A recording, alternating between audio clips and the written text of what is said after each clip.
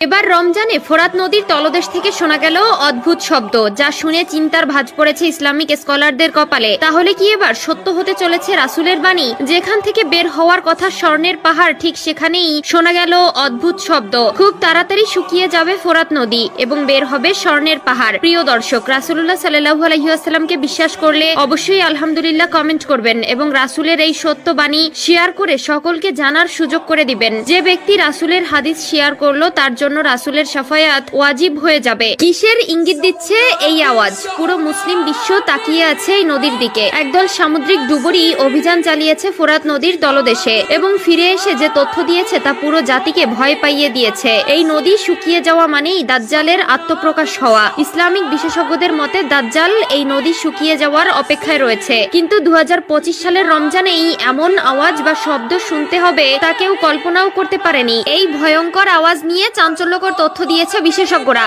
যা শুনলে অবাক হবেন আপনিও। হাদিসে রাসূলুল্লাহ সাল্লাল্লাহু আলাইহি ওয়াসাল্লাম বলেছেন, যেদিন ফোরাত নদী শুকিয়ে যাবে এবং এই নদীর গভীর থেকে বের হবে স্বর্ণের পাহাড়, বুঝে নিও কিয়ামত খুব সন্নিকটে। প্রথমে সকলে ভেবেছিল এই শব্দ হয়তো পানি থেকে আসছে, কিন্তু অনেক গবেষণার পরে জানা গেল এই শব্দ ফোরাত নদীর তলদেশ থেকে আসছে। ইসলামিক গবেষকদের মতে এই নদী শুকিয়ে যাওয়ার পর কিয়ামত সংঘটিত হবে বলে সুনিশ্চিত মনে করা হয়। ইতিমধ্যেই কিয়ামত নিয়ে স্পষ্ট বার্তা দিয়েছেন ইসলামিক গবেষকরা। শুকিয়ে গেছে ফোরাত নদী, বের হচ্ছে মাটির বুক চিরে স্বর্ণ। মানুষের মাঝে শুরু হয়ে গেছে স্বর্ণ তোলা নিয়ে প্রতিযোগিতা। এবার ইঙ্গিত মিলল রাসূলের বলে যাওয়া কিয়ামতের পূর্বাভাসের। কিভাবে অস্বীকার করবেন রাসূলের বাণী ও আল্লাহর বিধান? ফোরাত নদী বা ইউফ্রেটিয়াস রিভার্স 2800 কিলোমিটার লম্বা। এই নদীটি তুর্কি, সিরিয়া ও ইরাকের উপর দিয়ে বয়ে গেছে। শতাব্দীর পর শতাব্দী ধরে প্রবাহিত হওয়া এই নদী একসময় প্রাচীন মেসোপটেমিয়ার সভ্যতাকে শিকড়কে লালন করেছিল। শুধু তাই নয়, প্রাচীন থেকে বর্তমান